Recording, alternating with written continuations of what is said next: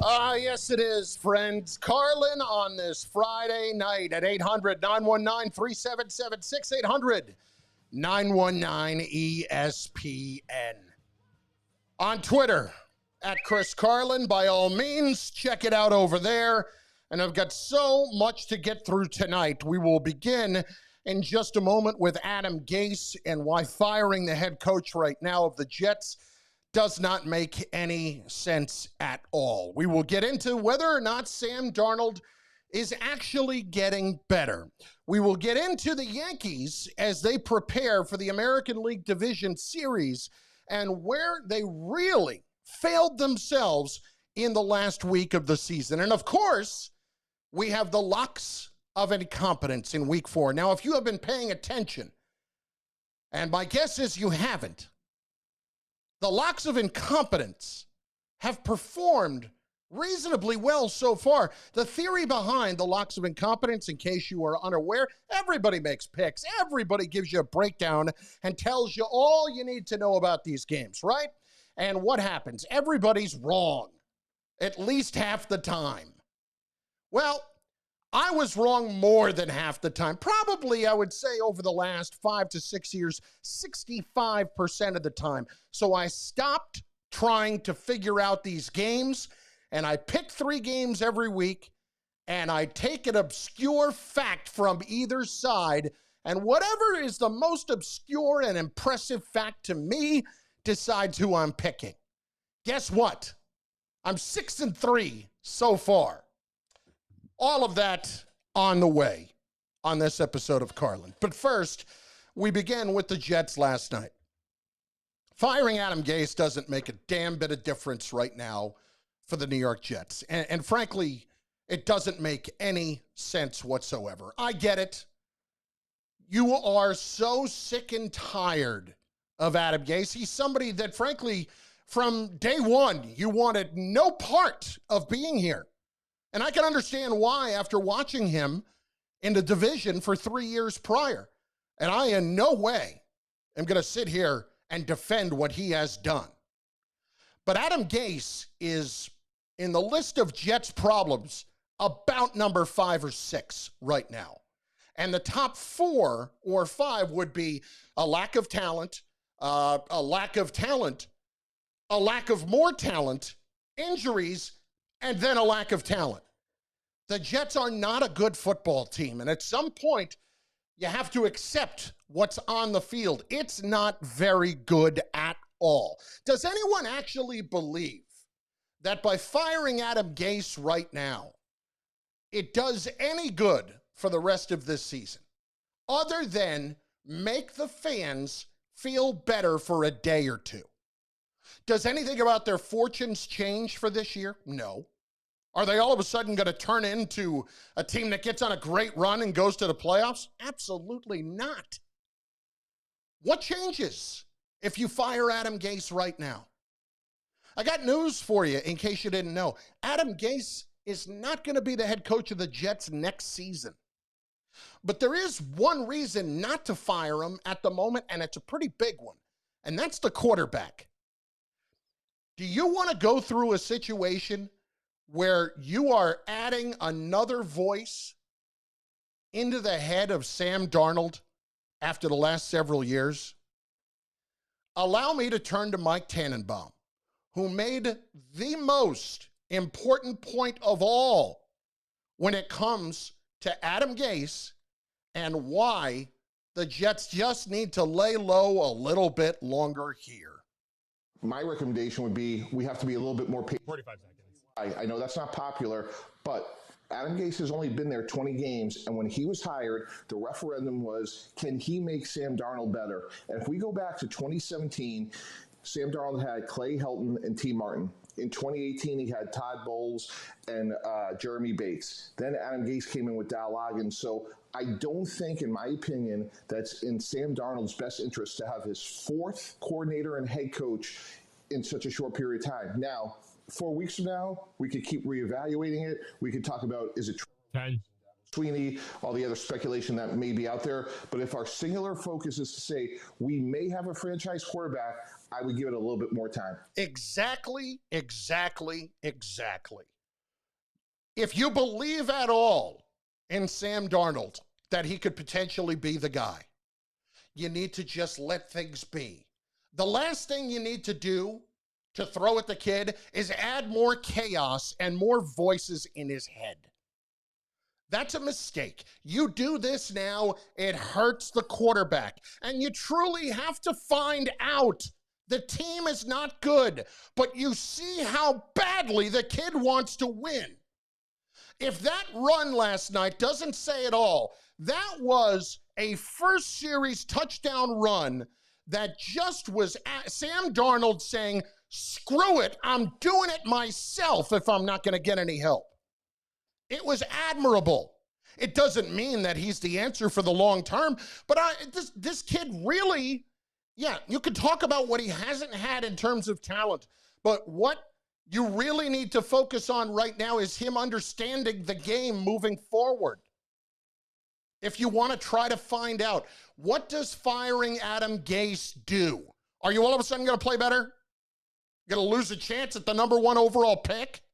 No, that's not going to happen. You want to talk about it in another month or two? Sure. How does it change anything for the Jets right now for 2020?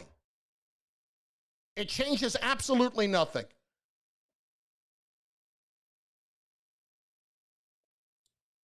$20 games, whatever you want to talk about, I'm not sitting here telling you that Gase deserves more, okay? Joe Douglas is not going to be someone who's going to pull a hairpin trigger here just to make everybody else happy. The best way to end up sitting with the fans is to listen to them in situations like this, okay? When you take a 6-year contract and you understand what's in front of you, you're going to do it your way. Give the guy some room, give the guy a chance to do what's right for the organization. I know that's not a concept that as Jet fans, you're necessarily used to. But that guy understands what the winner looks like. And he's got a lot of decisions between now and the 2021 NFL draft. You have to find out if Sam Darnold can play.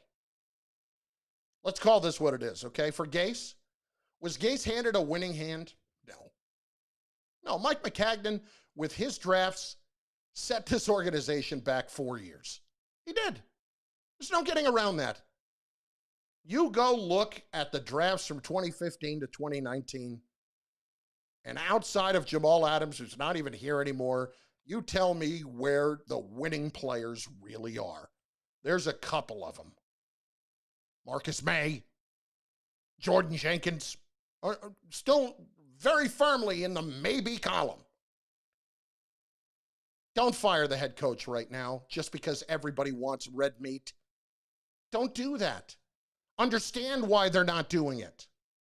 You may get it in a few weeks, then you'll be happy, but what difference does it mean if it happens on October the 2nd versus if it happens on November 1st?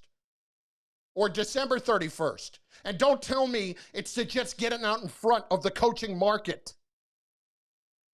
Stop. If it's a job that people want, they'll be here. Douglas is going to make this an attractive job. I firmly believe that. And as far as the head coach, don't worry. He's not going to be the guy anyway. If you think he's the guy, you really don't understand what's going on. And none of you, I mean, I could run a poll right now, and 99% would say he's not the guy. And the 1% would have the last name of Gase. So don't worry about this. Just face what it is. I know rebuild is a 4-letter word, and I know how sick and tired you are of it. But they were set back again by somebody else, and you're sick and tired of that. So the next guy's trying to fix it. Don't toss aside a quarterback quite yet, even though I'm very much of the opinion that it's doubtful he's the guy. You still have to give it a fair run. Calls next. It's what we do. 800-919-3776, 800-919-ESPN. What last night would tell us whether or not Sam is the guy? There were some clear indications from what we saw about Darnold last night. We'll discuss what they all mean for the long term, but more importantly, you next on the phones, also on Twitter, at Chris Carlin. Let's go. We got a couple hours until the NBA Finals and a lot to get in between now and then. Vamonos, muchachos. It's 7:12.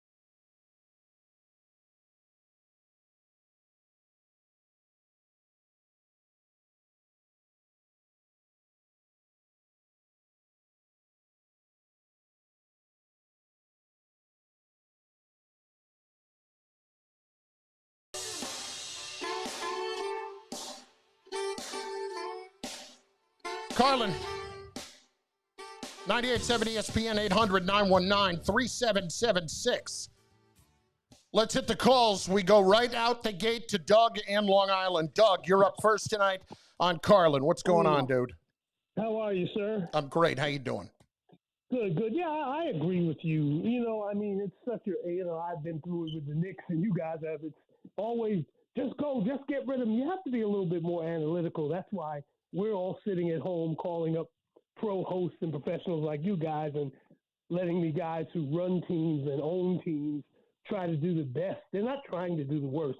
But Adam Gase is not the problem. I talked to a couple of dear friends who are great players. I mean, Brian Washington, James Hasty, Marvin Jones, and Mo Lewis, a.k.a. Tom Brady, needs to give him 10%.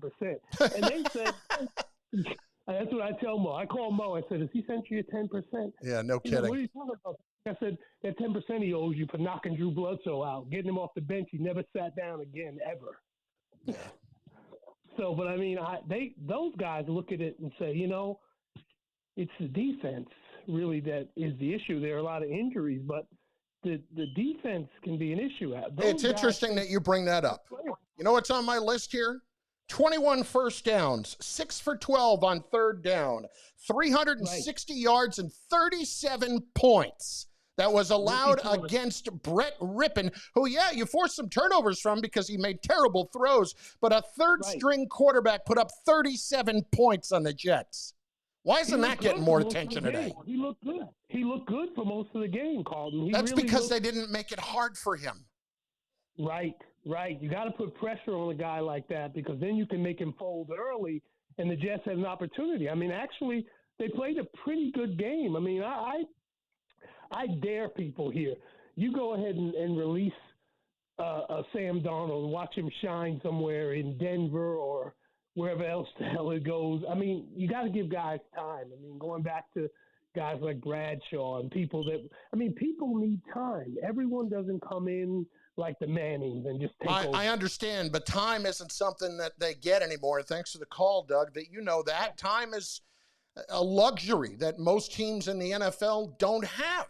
It really is. And 3 years is about the time now that quarterbacks are evaluated. You want to make the argument that other guys might develop if they had 5 years? Maybe.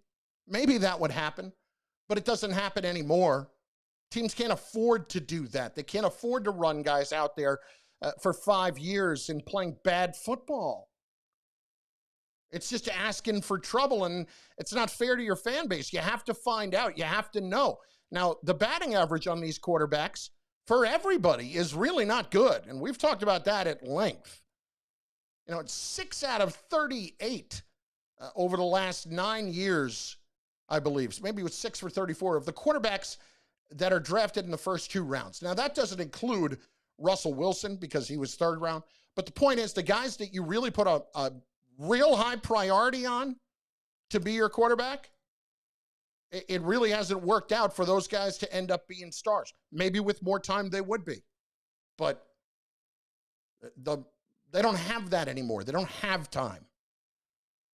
Greg Williams should be embarrassed. I'll get to him in just a little bit. Right now, it's Joe in Colonia next on 98.7 ESPN. Hey, Joe. Hey, Chris Carlin. Thanks for taking my call. Man, I'm a big fan of yours. You remind me of Braveheart when he made that big speech.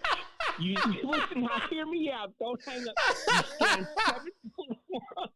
You stand 7 feet tall and you shoot lightning bolts out your rear end. Yeah. But I am such a big fan of yours. I just got to say, I don't care what the Jets do. They could get the number 1 pick for the next 3 years, and they'll always say we're rebuilding and rebuilding. The only way they're going to rebuild is get rid of the owner. Let's start there. Once you get rid of the owner and rebuild from there, I think that's the only thing that's going to help the Jets win. I got to tell you, the owner has nothing to do with it. And listen, he made a mistake. You know what? The owner in this case has nothing to do with it. This is not the Will Ponds, okay? This is much different than that. And fans that scream and yell for the owner, understand something.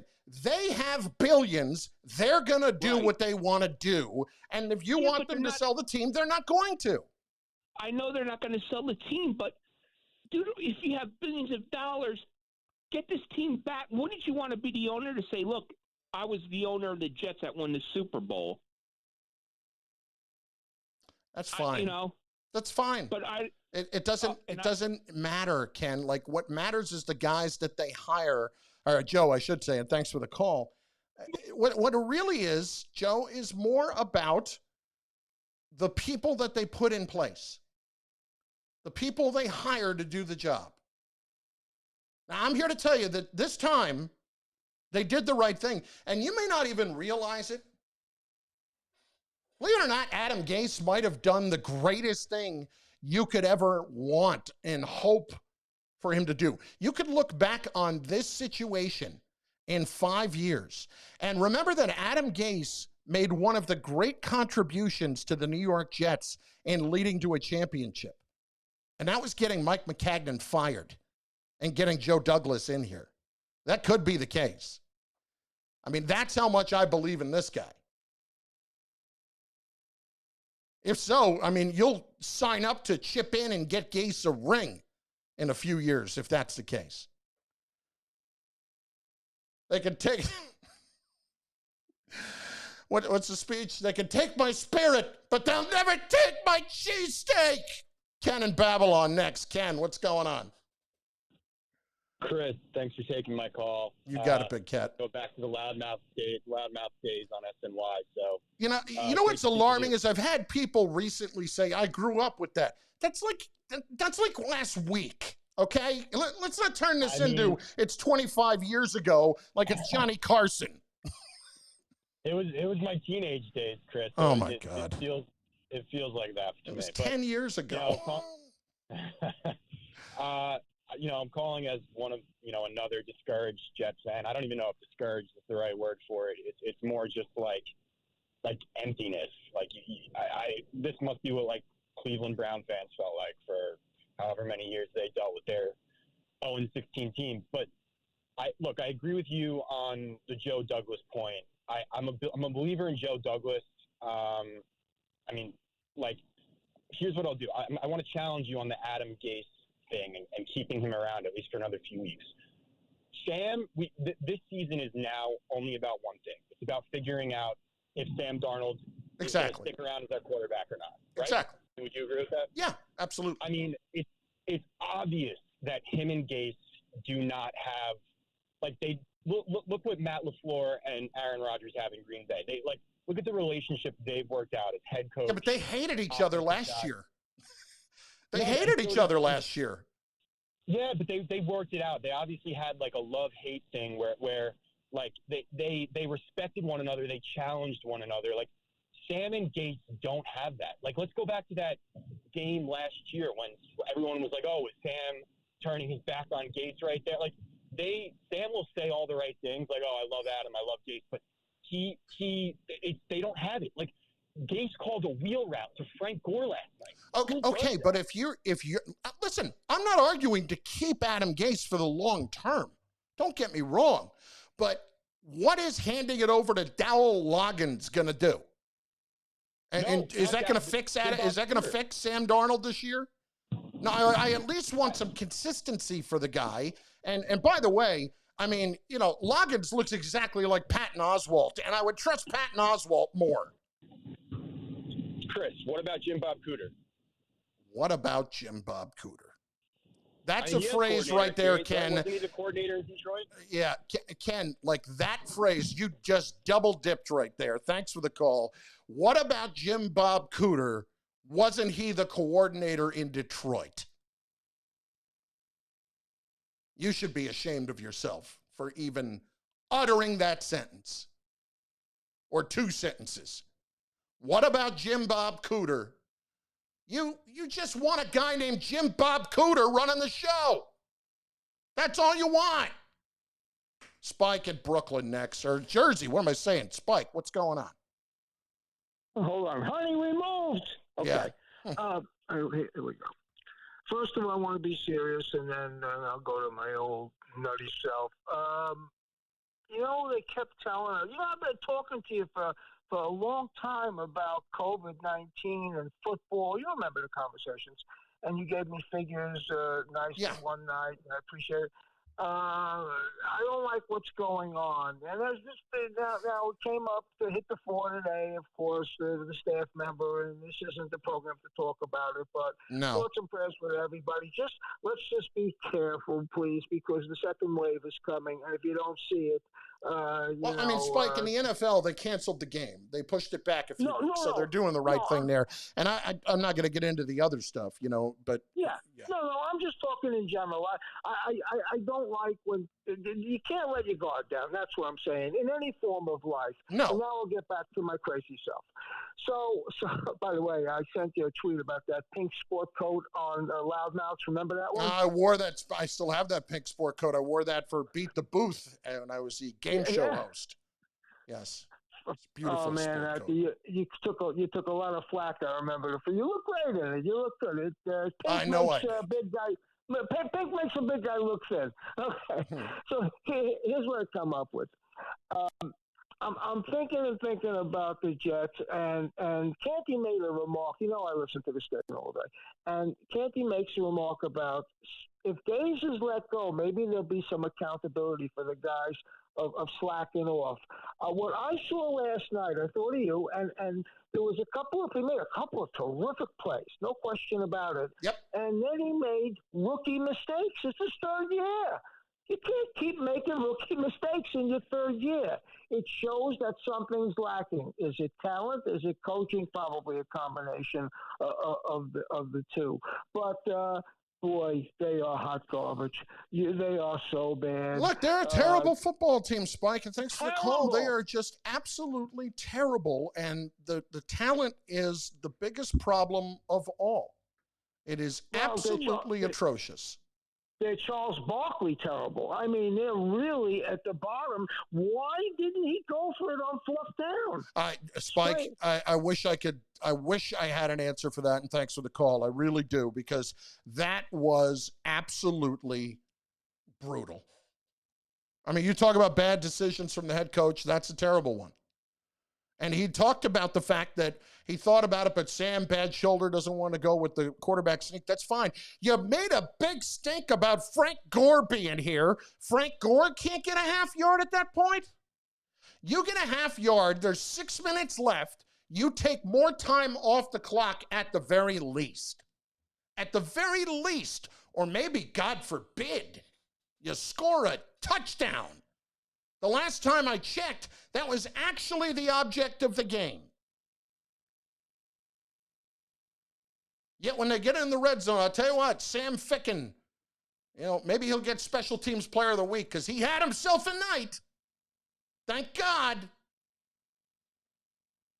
800-919-3776, 800-919-ESPN. It's Carlin on 98.7 ESPN. We continue on the phones, and we'll talk about why Darnold's mistakes last night continue to show where the real issues for him are. We'll discuss in moments. Don't forget, lots of incompetence to come, and you're going to want to be paying attention because through 3 weeks, 6-3, you win 67% of your games. I got news for you. You're quitting your job. You don't even have to head to Vegas anymore. Carlin, 98.7 ESPN.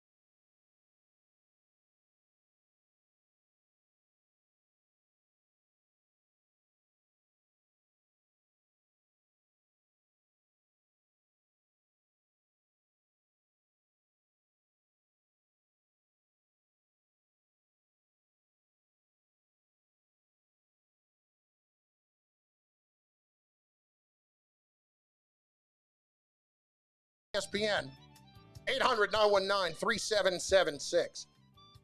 Yeah, even worse last night is Mekhi Becton. Why is the guy even dressed? I mean, your number one overall pick, who has been dominating when he has been out there, your number one overall pick for your team this year, I mean. He has been dominating at left tackle. He is already showing himself to be a centerpiece for a long time with this organization. Already in a couple of games. That's how good he has been. And now you are running him out there when the guy's hurt with a shoulder injury. What are you doing? I want to hear Adam Gase again after the game because I understand that he's trying to explain it, but this explanation is not a very good one. His injury is really just 1 minute. Pain tolerance. It's not really a structural issue. When Chuma went down, I guess like Mekhi was like, I'm going, and went in. And, him and Frank kind of made eye contact there, and he's like, I'm going. And he went in and he tried to do as much as he could. I appreciate the fact that he tried to give it a go, but it was just, he couldn't do much. He just had he didn't have enough strength to battle those guys. And, then we put McDermott in. If he was in risk of hurting himself even further, then he 10. win. It was really, where was his strength? How long could he last? And I feel like he was trying to help the team out. I always hate that excuse. Well, he could play. He's not going to hurt himself any worse. Well, he may not hurt himself worse, but it might take even longer to recover from. And you've got extra time. You could have given this guy on a short week an extra week off. There was no need whatsoever for him to be out there. By the way, did you hear the disdain in his voice when he said we could have put McDermott in there? Well, you did end up putting him in there, and I get it. You lose Udoka on the first series. It's brutal. You don't want to play Becton, but that's a case where you protect your massive investment from himself. There is no way he should have been in the game. Notice how much I'm criticizing the head coach, and yet still it's stupid to fire him right now. You want to do it in another month, that's fine. There's one job at hand here, to find out about the quarterback. And why continue to mix the messages in that guy's head? Becton should not have been playing last night. And I don't know who it was up to. Gase made it sound right there like it was up to Becton that he was going in. That's fine. You have to protect him from himself. He's not 31, okay? He is a rookie who you have invested an awful lot in and looks the part in every single way. That, in my estimation, was a massive screw-up on their part. Mario in Westchester is next on 98.7 ESPN. Mario, what's going on, bud? Hey, Chris. Love your show. Big Jet fan here.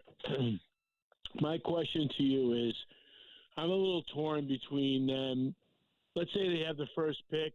Do they go with Trevor Lawrence, or do they trade that pick and get more, get some more draft equity and surround Sam Darnold with some more players? I'm a little torn between those two things. I mean, I have faith in Joe Douglas.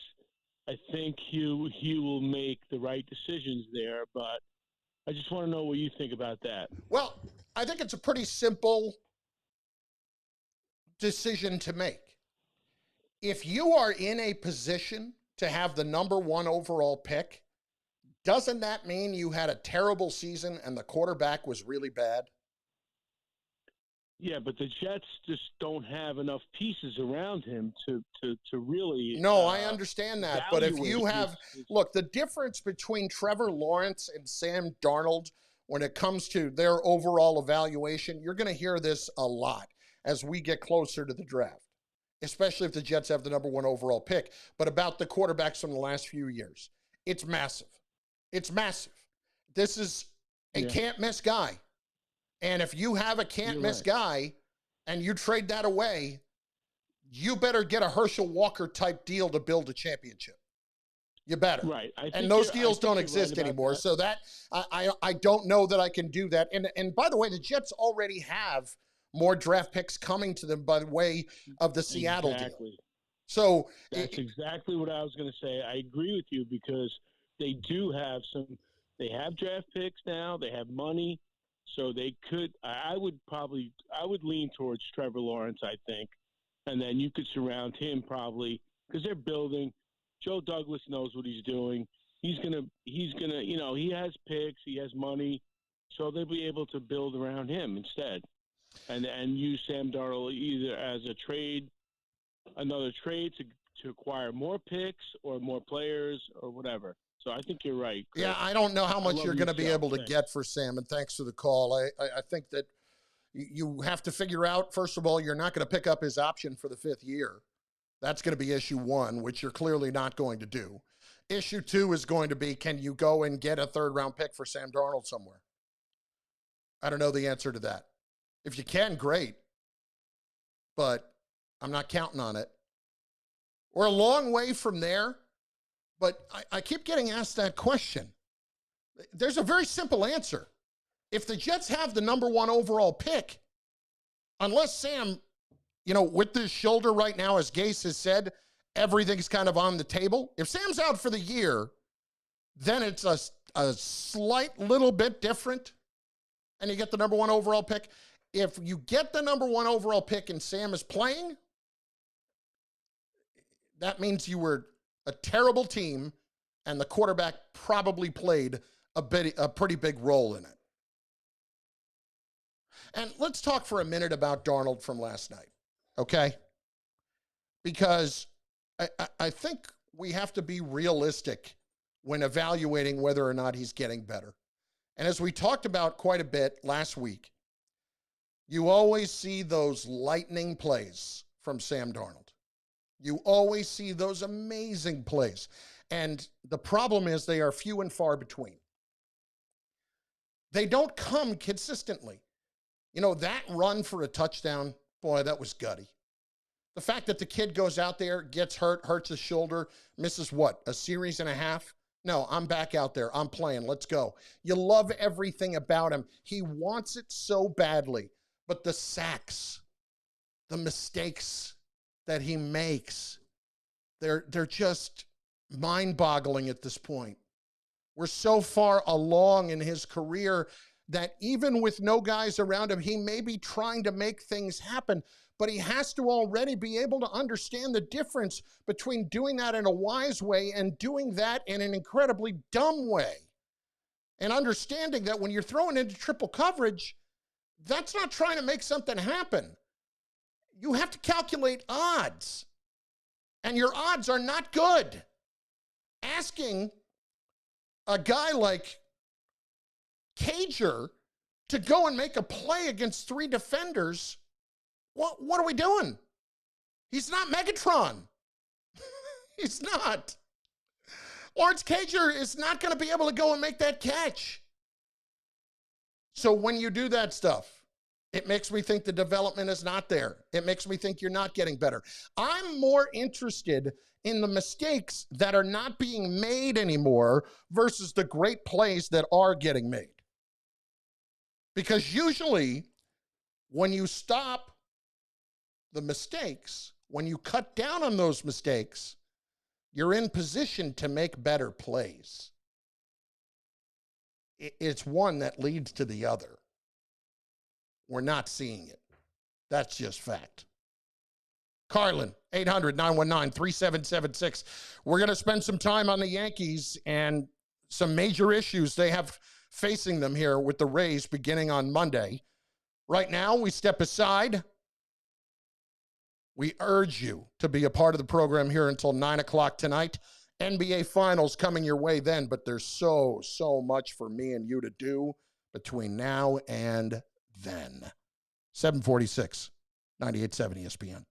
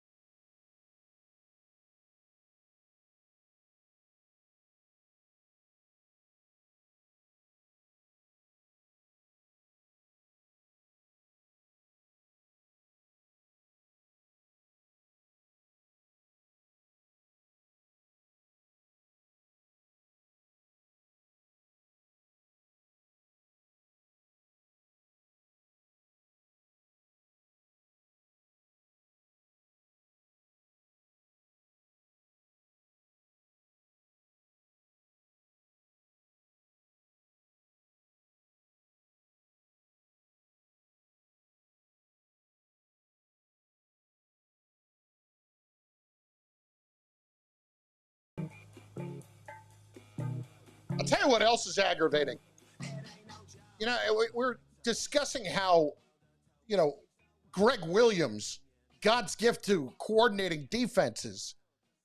His defense got absolutely ripped to shreds last night by a third-string quarterback. Hey, how about cleaning up the personal fouls? Like, you don't have the MO to begin with about being a coach that doesn't give a damn about dirty play, all right? That's already been proven. But at the end of the game, when the Broncos are just trying to run out the clock, they're not trying to put up more points. How about getting in the face of one of your players and screaming at him not to go and take cheap shots on the quarterback? God, that was such Bush League moves on their part. It's just not done. Complete and utter garbage on Greg Williams' part. Get out there and, you know, I'm not telling you to run on the field, but the first time somebody does something like that, get them off the field. You know, I felt bad for them on one personal foul, which was the face mask on Quinnen Williams, because that's just bad luck, okay? That could have sealed the game for the Jets. But instead, it goes the other way, and it helps them out.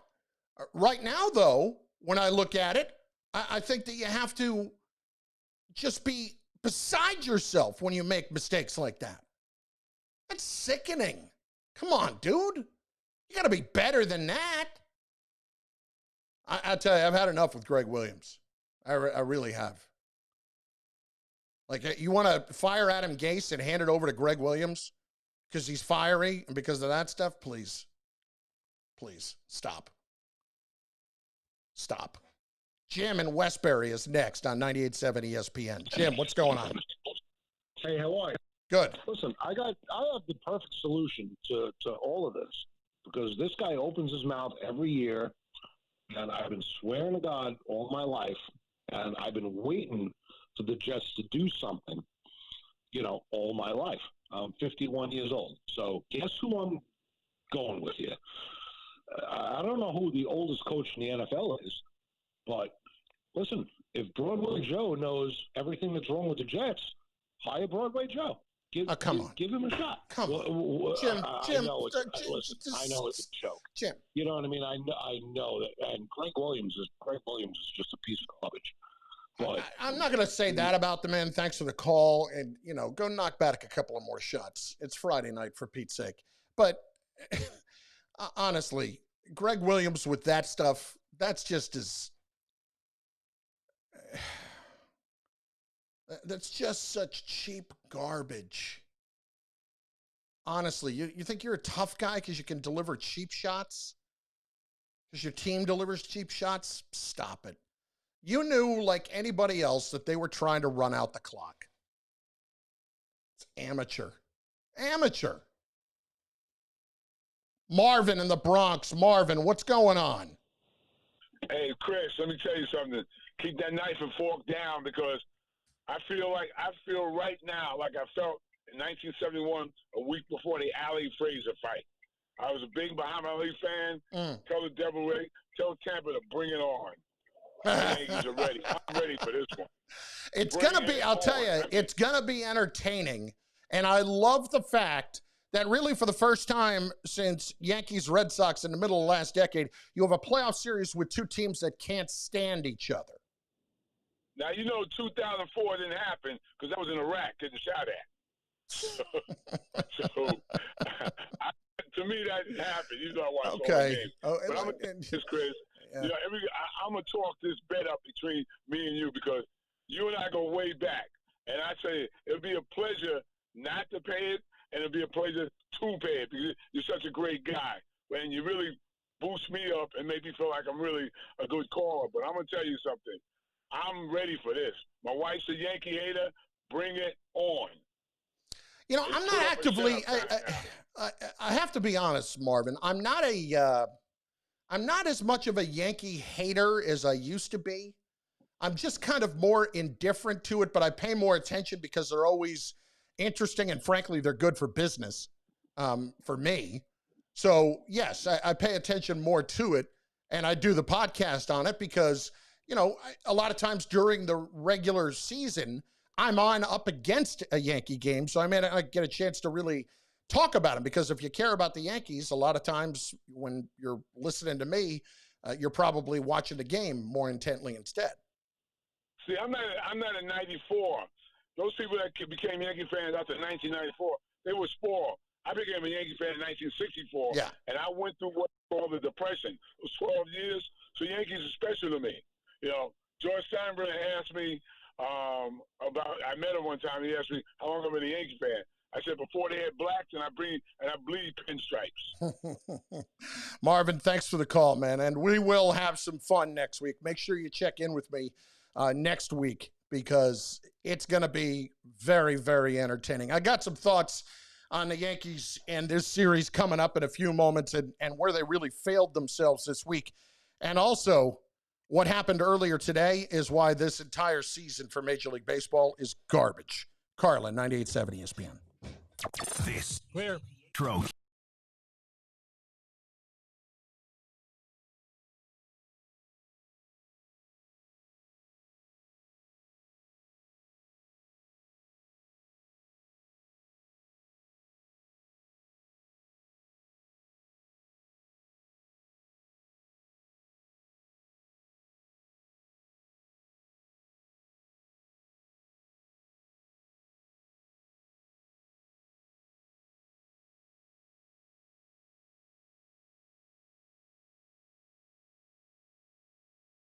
So don't reach out. Whoa, come on, Don. When you text me, you know I text you back in less than 5 minutes. Right. Stop it. You know how quickly I text you back when you text me? I don't know. That's never happened. Oh, wow. Don, he's taking shots at everybody. Everybody. I'm just saying that now we're keeping score. DCR is DiPietro, Canty, and Rothenberg. Catch them weekday mornings at 9 on 98.7 ESPN. Looking for insider info, top football picks, and the latest game predictions? Then tune in Saturday night at midnight and Sunday morning at 6 a.m. for The Fine Line with Joe Wiz. The Wiz breaks down all the games and helps turn picks into profits. That's The Fine Line with Joe Wiz this weekend on 98.7 FM.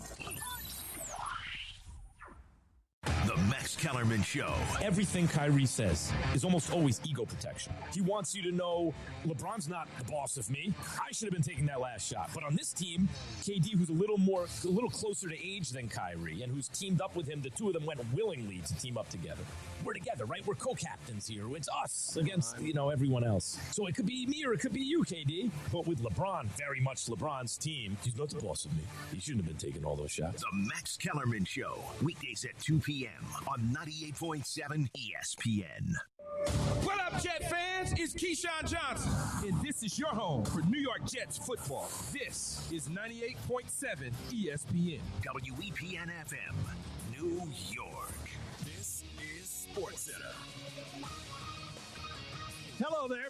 I'm Mark Robbins. Game 2 of the NBA Finals tips in about an hour. Inside the bubble in Orlando, Lakers and the Heat. LA up in the series 1-0 in Miami without Bam Adebayo tonight, dealing with a neck/shoulder injury, and Goran Dragic dealing with a foot injury, also out. ESPN NBA analyst Tim Legler gives you a couple of players that Miami might need to rely on. Kendrick Nunn and Tyler Hero are going to have. I got a rejoin coming in with you. A few teams have the luxury of being able to go to a guy now in this situation who's an all-rookie team player, a guy that started for you pretty much the entire season. He's perfectly healthy, but nobody has really seen him in the postseason because of circumstances surrounding getting sick at the wrong time and Goran Dragic playing so well. So Kendrick Nunn, Tyler Hero, those two guys are going to have a lot more playmaking and shot making on their plate. They're going to have to rise to the occasion. That was Tim Legler on ESPN SportsCenter. NBA Countdown on ABC and ESPN Radio, 8:30 p.m. Eastern. Tip just after 9 on those outlets.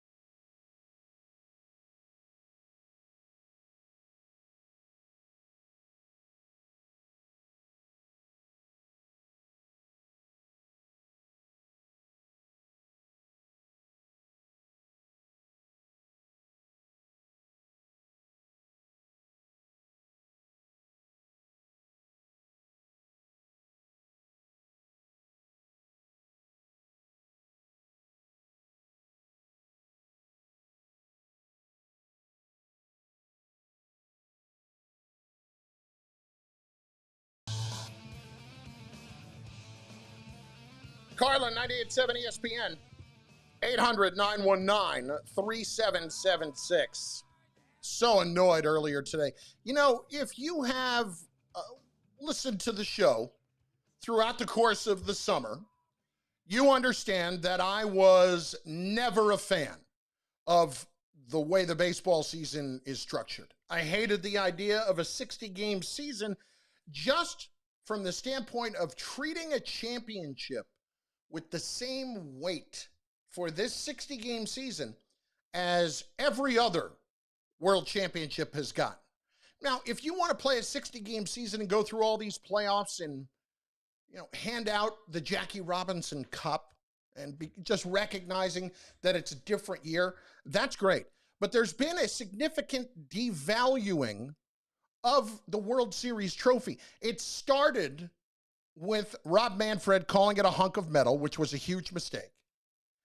Then, when you want to hand it out to a team that went 31-29 in 60 games and got on a good run, you're going to equate that with the 98 Yankees and some of the all-time great teams?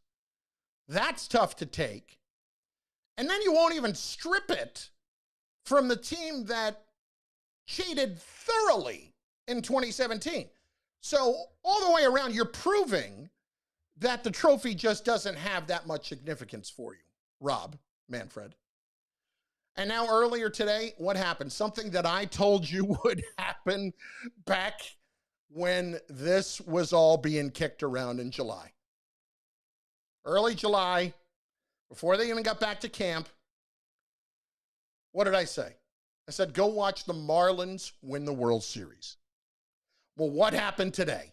The Marlins at 31-29 went into Chicago and beat the Cubs, and they are on to the NLDS. And they're playing the Braves next. Watch the Marlins get on a nice run. You know what bad baseball teams are actually capable of sometimes? Playing well for a 50-game stretch. Yeah. I mean, what do they always say about a 162-game baseball season? Teams win 55, they lose 55, and it's what you do with the other 50. So we've seen the Marlins actually do this before, where they've played reasonably well over a 50-some game stretch. And yeah, I know all about the outbreak that they had and how bizarre that was. That was their own fault with one of their players.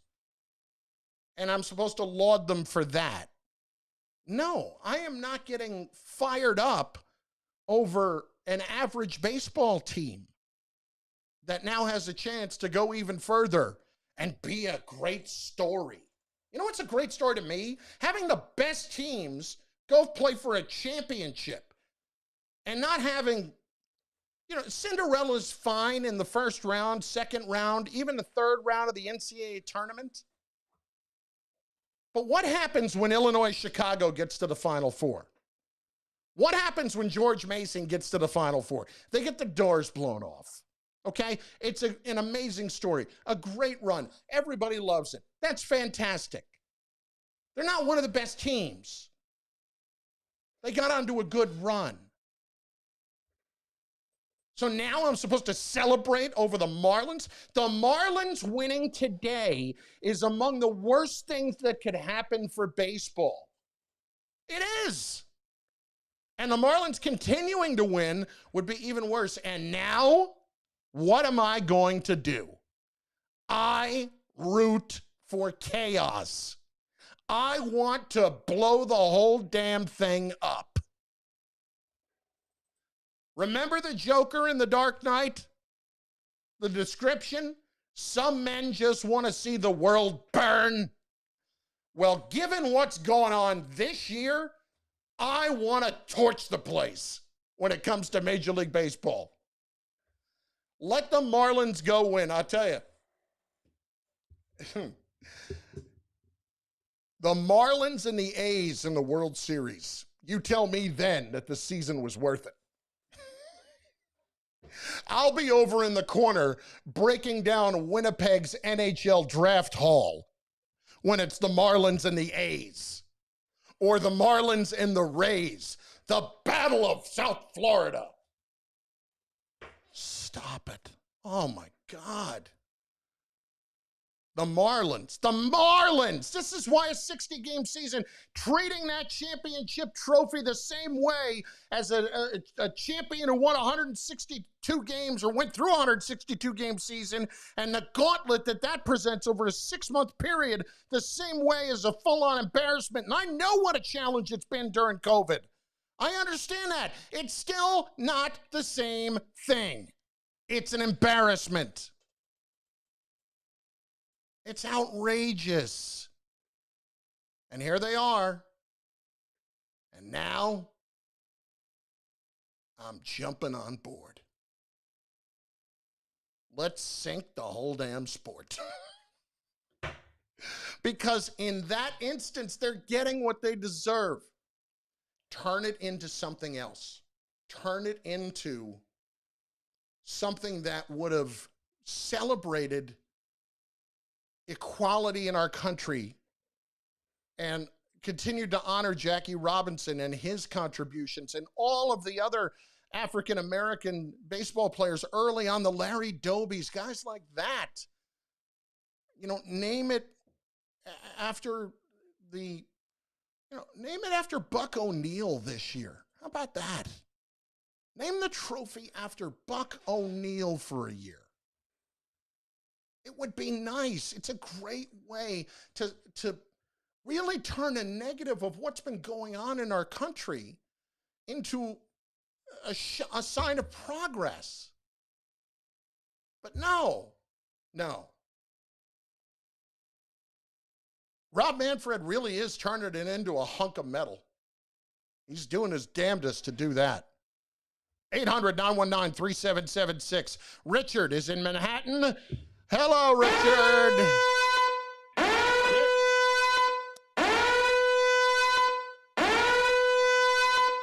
Chris, I got to disagree with you. Baseball's doing a great job. I listen to every game, and believe me, I have no idea that there are no fans in the stands.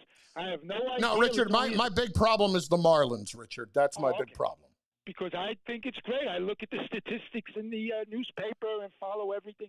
I like watching the playoffs. I don't want the Marlins to go anywhere, Richard. It waters down the season. Everyone is not going to be so successful, but this, that game the other night with Cleveland and the Yankees, that was a classic. Chris, I got to correct you. Yes, Cleveland and the Yankees was a classic the other night. You're right. All of that's great. It's the Marlins, Richard. All right, it's worth it for a few mistakes. They're going to have some good ones. Yeah, you tell me how much you're loving it, Marlins A's in a World Series, okay? Well, we don't know yet. Let's see what happens. In the meantime, we get Yankees, Indians, games like that. I'll pay for that. That's great. Chris, 54 wins, 54 losses, and what you do with the other 54. That's right, whatever. Richard, I wasn't a math guy. Come on. Okay. Listen, I got to disagree with you, and I'll agree with Gaze on the 4th and a half a yard at the 18. If you don't get the first, I think you're going to lose the game. You get the field goal, and you're in charge now. They were not in charge, Richard. Their defense had given up 370 yards and 30 points to a fourth-string quarterback. Yeah, but if you don't stop that guy anyway, it doesn't matter whether there's 6.5 minutes to go or 2.5 minutes. No, I got to kill more time off that clock, and I got to go try. Richard, here's an idea. Let me go try to score a touchdown. I think if you got to kill time for that guy, the third string, then you don't. Well, look at what happened all night. They were absolutely killing the Jets. They were killing them. The kicker was 4 for 4. Let's get the points. Let's take the lead. All right. Aside from that, the 2-point conversion. Well, how did it work out? That was it. The 2-point conversion. No, I'm talking about how did it work out by going by that decision instead of what I would have done. They lost. Conversion. I don't know where he got that play from. He should throw that thing away, rolling out. That was like a Hail Mary. It's taking away half the field. It's terrible. It bunches guys up. It's terrible, Richard. It bunches guys up. It puts more people in a smaller area, and it takes away half of the field. It's so if the only way to run that play on a 2-point conversion is if you are slipping somebody out to the other side of the field and hoping that nobody notices. Either that, or if the quarterback is a real threat to run, someone like a Michael Vick or one of these new guys, Mahomes, maybe he can run it and fake the pass and run it. Chris, the other night I told you about Santana. You're right. I read it wrong in the Times. Santana was with the Twins in 2006 when he won the pitching Triple Crown. So yes, but he did win the pitching Triple Crown, and you were right about that. So thanks, Richard. Right. Always a pleasure, Chris. Thank you. Yeah. It's just, I'm sorry. I'm not kicking that field goal. I'm 0-3. Go get the first down. Wait, let me ask you this. Would anybody have criticized him for going for it there? And, you don't want to go for an opportunity 2 weeks ago to let Sam Darnold go for a quarterback sneak there. He can't even call his own number, but he's banged up last night, and you don't want to do it there. Okay, that's fine. Hand the ball to Frank Gore. Your precious Frank Gore, your precious 94-year-old running back. Let him go get the 1 yard that you have begged to bring in here forever. Jack in Manhattan next, or Brooklyn. Jack, what's going on? I don't know why I'm confusing boroughs tonight, Jack, but I just am. I don't know. I can't understand it myself. But anyway, hi. Great show. Thanks, bud. Long-suffering Jet fan. I was so disgusted yesterday. And a few things. First of all, I don't see Sam Darnold being the answer for the Jets, okay? A few reasons why. He had a few receivers once in a while open on a passing play. He missed the receivers, okay, over the middle. That's first of all. Second of all, when he got hurt, he held that ball for a half hour. He had time to throw the ball, okay? He had time, and he had enough time to throw that ball away. There was no reason to hold that ball that long. And he had the receiver open. It showed on TV. But so what? If you got to have that what do you call that internal clock in you. Yeah. 1 Mississippi, 2 Mississippi. At what point you got to know? Especially never have a line to block for you anyway. You don't hold the ball that long. Another thing, the Jets got 28 points yesterday. Do you know they only got one offensive touchdown? Yeah. All that against a horrible defense. Yep. Okay. One horrible, offensive atrocious. touchdown the whole game. And that's getting overlooked because of Adam Gase. That defense is so bad right now, it's not even funny. Right, but my point is the Denver defense was so bad, and they still only scored one touchdown on the first drive of the game. Like almost like last week after the pick six, he threw a touchdown pass. And also, the first one, there was no. As a coach, you got to keep going. Kenny's the right words. But you got to keep going. There's no change at all. There's no adjustments at all. Okay. And here, if you're going to be 2-14 or 1-15, it's not going to be because Sam Darnold was a good quarterback. Okay, so you have a chance to get for Trevor Lawrence. You got to go for him. You're 2-14. Sam Darnold's part of the problem also. Like yesterday, like I said, one touchdown for the whole game against that defense, against the Niners defense. Half the guys are out for the Niners. Nothing. Yep. Listen, I don't disagree with a word that you've said, and thanks for the call. Not a word, Jack. I don't believe Sam's the guy. I'm still willing to let it play out a little bit more, but I don't believe Sam's the guy. What have I seen to make me believe that was the case? 800-919-3776. More open lines. Yankees coming up. And the locks of ignorance. No, locks of incompetence. That's what we're calling them. Because over the last several years, I have been incompetent at picking games. So now we just leave it up to what is the most obscure fact that I can find about a particular matchup. And that fact will be why we make a selection. That's coming up. Carlin, 98.7 ESPN.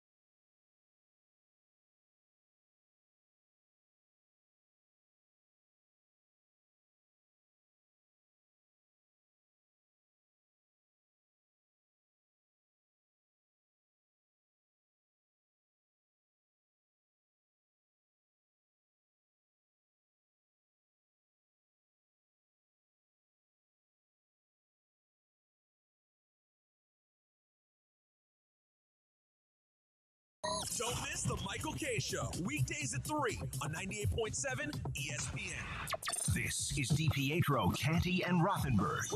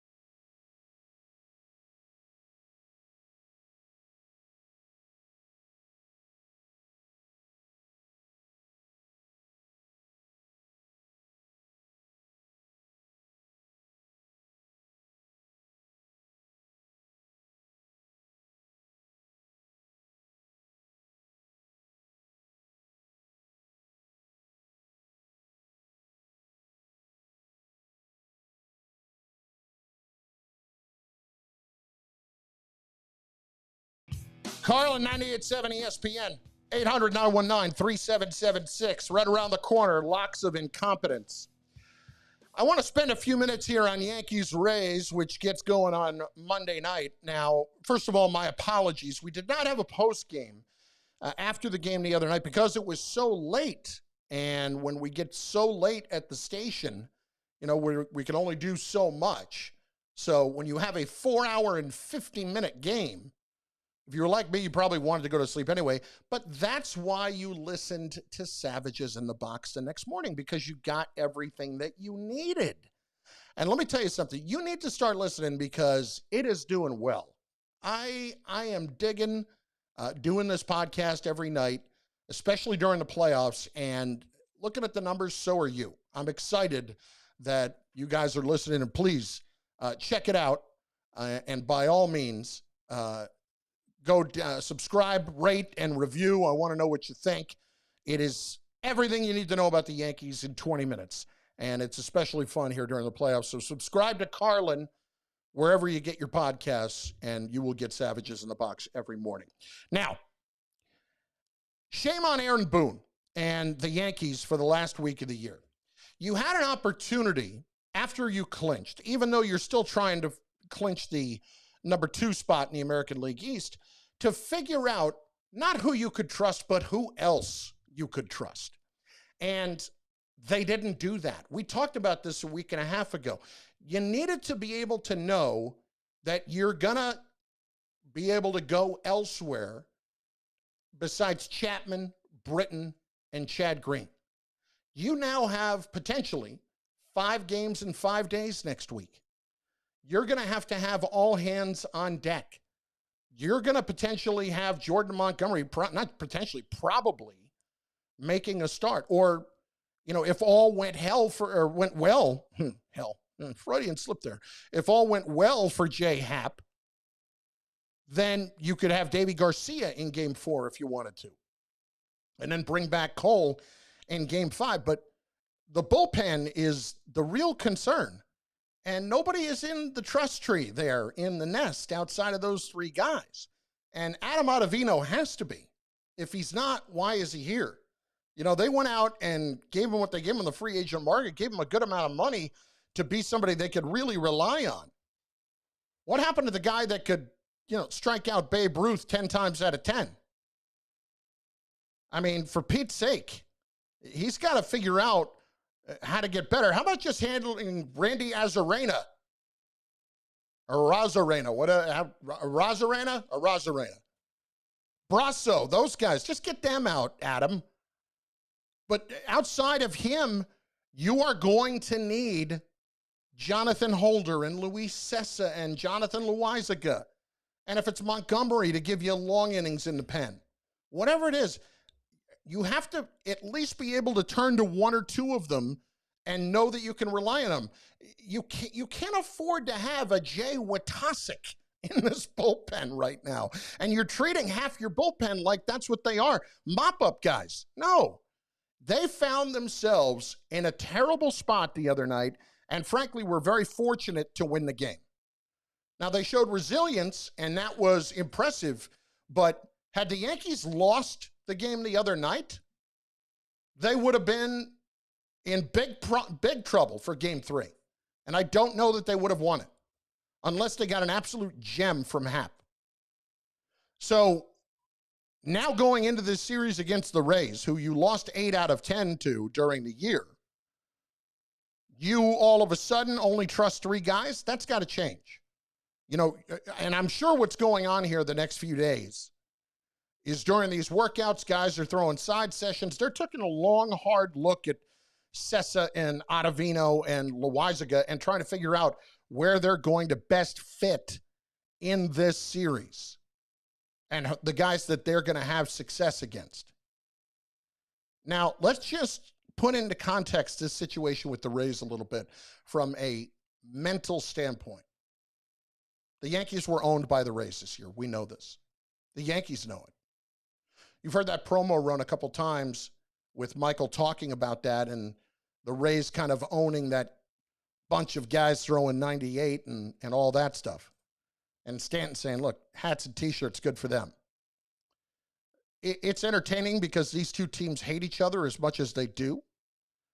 But recognize a couple of things that are bothersome. Number one, Garrett Cole made 3 starts against the Rays this year. He gave up 20 hits and 7 walks in 16 and a third innings. A 5 ERA against the Rays this year. Number 2, Tanaka made 2 starts against the Rays. One of them he didn't give up a run. The other one he gave up 5 runs. So it was 9 total innings, 9 hits, 5 runs. They didn't even pitch Happ against him because they didn't want to pitch Happ against him. Those were the times where Happ was getting skipped. That's how much they trusted him back then. The Rays scored 56 runs in 10 games against the Yankees, compared to only 35 for the Yankees. So you're going into a series that's potentially 5 days in a row next week. You better figure out how to strengthen what was supposed to be the strength to carry this team in the first place. And you better figure it out pretty quickly. Because otherwise you got big problems. Ottavino is issue 1. He has to step forward and be that guy. Let's hit Nico in Rockaway. Nico, what's going on, bud? You're on 98.7 ESPN. Hey, how you doing, Chris? Good, Nico. What's up? Yeah, I just heard you talking about the Marlins before, and I'm going to be honest, I kind of disagree with the legitimacy of the World Series. Okay. You know, I get they're not playing 162, but I feel like if every team is playing under the same circumstances, like say, I know in the beginning of the year we were thinking, okay, maybe some teams would only be able to play 50 games, some teams 60, so we'd have to go by percentages, but every team played 60 games, every team was under the same circumstances. I don't see how this is an illegitimate World Series. Because every other year, these teams have to play for 6 months, 162 games, and then run the gauntlet of the postseason. And this year, they didn't have to travel very much.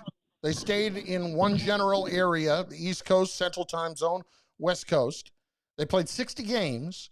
And yeah, it was challenging with COVID, but I'm sorry, it doesn't carry the same weight as teams that are winning championships, some of the all-time classic teams that have won championships. You're going to come out of this thinking that the champion out of this season could potentially be on that same plane as, I don't know, the Red Sox in 04, as the Yankees in 98, some of the all-time great teams, you're going to put them on that level? That's where I disagree. I mean, I think not every World Series team has to be the level of some of the greatest teams of all time, especially, the postseason is a completely different season than the regular season. And if you're adding a whole other layer to that postseason and making it even more difficult for a team like the Marlins, who have been rebuilding, and now they have put together a solid team. Look at their rotation. They got 3. I love Sixto Sanchez. I love Alcantara. I love those guys. That's great. Marlins are not a team that should be winning the World Series, the Marlins finished the 60-game schedule in the bottom third in pitching, in the bottom third in hitting, in the bottom 5 in walks, hits to innings pitched. They are a mediocre team, 2 games over 500, Nico, and thanks for the call. And that team does not deserve to win a championship even if they get on a good run. I'm sorry. And I'm not going to ever, in my book, regard the Miami Marlins on that same level as some of the all-time great teams. It's just not going to happen. Absolutely not. Carlin, 98.7 ESPN, 800-919-3776. Still to come, your locks of incompetence in just moments. First up, though, WWE 2K Battlegrounds is out now. Brawl without limits. Take your favorite WWE superstars and legends into battle with unhinged, in-your-face pandemonium. Pull off over-the-top moves. Use your special abilities to crush your opponents. In your favorite match types with unique twists like Royal Rumble, Steel Cage, and more. To enter for your chance to win a copy of WWE 2K Battlegrounds, text WWE to 44202 right now. That's WWE to 44202. WWE 2K Battlegrounds from 2K. Get it now on Xbox One, PlayStation 4, Nintendo Switch, Stream, and Stadia. Rated T14. They're clear. Playing fantasy sports will not get you into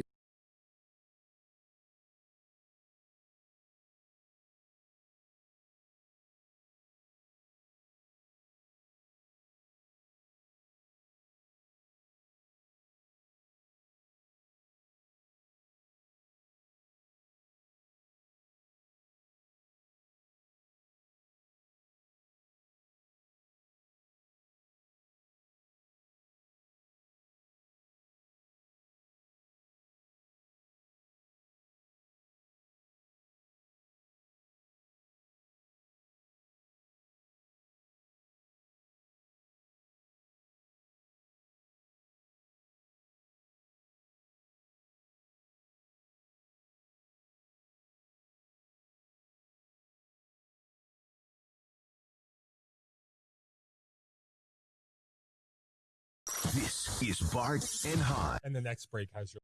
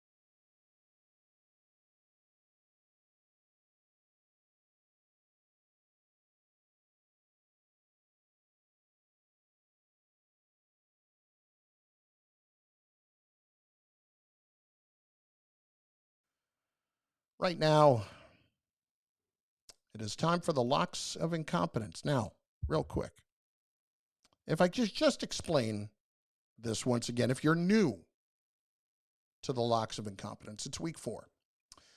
I, over the years, have had no success picking games. I have been terrible at it, consistently under 500. So this year, I've even gone against myself. I've gone with the opposite of what I thought, the Costanza as it's known. And that didn't work. I was so bad, the opposite of what I thought became wrong when I did it. So now I'm just picking the most obscure fact about a matchup that I can. And I am, as a result, picking the best obscure fact and picking that team. I'm 6-3 through 3 weeks. Maybe there's some merit to this. So, without further ado, it's time for the week 4 locks of incompetence. He's tried everything. Analysis, instinct, facts, coin flips, magic 8 balls, Scientology. If picking NFL games is right, you can count on him to be wrong. It's time for Carlin's Locks of Incompetence. That's right. 2-1 each week, thus far leading to a 6-3 record. Game 1, the New York Giants heading to Los Angeles to face the Rams. Caesars Sportsbook, presented by William Hill, says that the Los Angeles Rams are 13.5-point favorites. Did you know that when Los Angeles was founded, its full name originally was El Pueblo Reina de Los Angeles sobre el Río Porciúncula? That translates roughly to the town of Our Lady Queen of Angels on the Porciúncula River. Rams minus 13.5. Game 2. The Arizona Cardinals on the road in Carolina. Caesars Sportsbook, presented by William Hill, says the Cardinals are 3-point favorites. Did you know the 90s alt-rock bands, the Gin Blossoms, Jimmy Eat World, and the Meat Puppets, along with David Spade, all originated in Arizona? Cardinals minus 3 over Carolina. Pick 3. The Indianapolis Colts visiting. Is this right? No, I'm sorry. Wrong game. It is the Jacksonville Jaguars visiting the Cincinnati Bengals. The Bengals, according to Caesars Sportsbook, presented by William Hill, are 2.5-point favorites over Jacksonville. Did you know that Frederick J. Bauer is the inventor of the Pringles can? He is buried in Cincinnati in a Pringles can. Give me the Bengals minus 2.5. Those, your locks of incompetence for week 4 of the NFL. 800-919-3776. Michael is in Stamford, Connecticut, and he is next on 98.7 ESPN. Hello, Michael. Hi, Chris. Michael. Yes, hi. Hi. I'm really, I'm just nervous. Don't be. It's Michael. I'm an idiot. Please. It's fine. I've watched your show back in the day. And why? Like, I'm a Mets fan and a Giants fan. I'm not really a Jets fan, but like, I just wanted to say, like, I listen to everything on like all the stations, and I watched Darnold when he was like at USC, and I think maybe some people are maybe not mentioning the fact that maybe the Jets just made a bad pick and shouldn't have traded up for a guy that wasn't as great as a lot of people think he is. And at this point, after 3 years of coaching changes and having not too much around him, and now a moron for a coach, or, not a good head coach, and he's still, maybe it's finally just showing that he's not a great quarterback that they thought he was when he was coming out. Hey, Michael, there's no question that is entirely possible, that he is just not that good. First-round picks that were, not what people thought they were, and a lot of times even the experts are wrong, so he may not have been a franchise quarterback they thought he was going to be. Well, based upon what we know about Mike McCagnon, Michael, and thanks for the call, this is somebody that traded up to take Christian Hackenberg in the second round, thinking that he was the quarterback of the future. Based on the Mike McCagnon history, might be a safe bet. He didn't evaluate Sam that well. Just maybe. I don't know. I'm going to go out on a limb there. 8:44, here till the top of the hour, we've got NBA Finals basketball game 2 on the way, the Heat and the Lakers. Right now, though, as many of your calls as we can before the top of the hour. It's Carlin on 98.7 ESPN.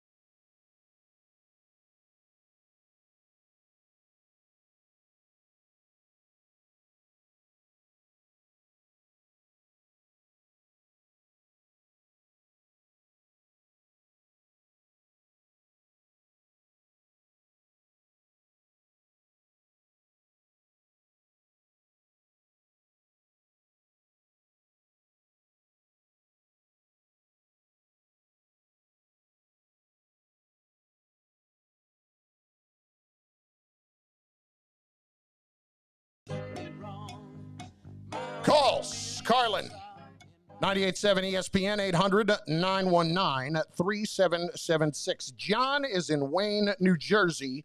Up next, let's squeeze as many as we can in on the open lines before the top of the hour. Johnny J.O. John, Big John, what's up? Thank you so much for taking my call. You got I'll try it. to make it quick. I am an invested, both financially and emotionally, Jets fan. I have 4 tickets, paid my PSL, Coaches Club, Section 219. Couple things. And I'm the idiot. Wednesday night, 7:40, when the Denver Broncos United 777 landed, I was the one at the airport waving the Jets, my Jets flag, and giving them the bird. Wow. The buses drove by. You are Now dedicated. they're laughing at me. So here's my 2 points, and please, they're nothing. They're 0 points. Number one, we got a 37-year-old running back. Please, can we stop taking off the junk heap? Please, okay? We had a safety from the 49ers 25 years ago who was washed up and we took. And you know who I'm talking about. Yep. Stop it, Jets. Stop the insanity. Okay, was Fournette available? I don't know. But do we need a 37-year-old guy who can't get a yard, but he's great in the locker room? Well, great. Next time we play a game in the locker room, he's our guy. Number 2. Let's play Pure leadership. Leadership. Hey, that's doing good for us. We're 4-0 in leadership in the locker room. Now, optics. Can that idiot on the sideline stop drawing cartoons and start watching the game? Every time you see him, he's drawing something on his either sheets of play, sheets of integrity, toilet sheets. Watch the game, Gase. Okay, because whatever you're drawing, whatever cartoons or diagrams you're drawing aren't working because you're not watching the game. You might be making smiley faces on those papers with your Sharpie, but it ain't translating to the game. Sorry to ramble on again. I'll listen to you. Thanks again. Thanks, John. I'm just thinking about that. Like, wouldn't it be amazing if it turns out he really was just drawing people on the sideline? Like, he looks at, I don't know, McDermott and says, I must draw you. And it turns out that's what he's doing. Crispy and Throg's Neck is next, 98.7 ESPN. Crispy, what's going on?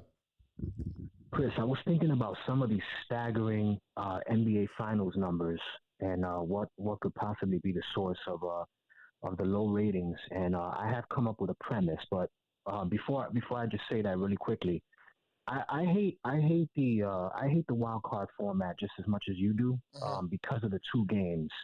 And I think that some of these teams, I mean, you can come back from a 2-0 hole. There are series that would have resulted in teams coming back from a 2-0 hole. Although the Cubs, neither Rizzo nor Baez have been hitting. They had a terrible season. Yeah. So I think they're huge contributors of that being over early. But look, you're right about Ottavino. Get this, Chris. In his last 9 appearances, almost a 10 ERA. Okay, but let's put that into context, though.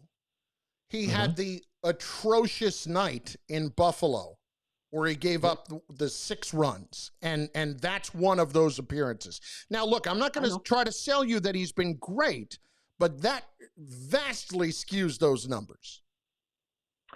Yep. Absolutely. I still think that what happened back in late August and September, I don't foresee that being the case in the upcoming series. That was the Garrett Cole that was struggling.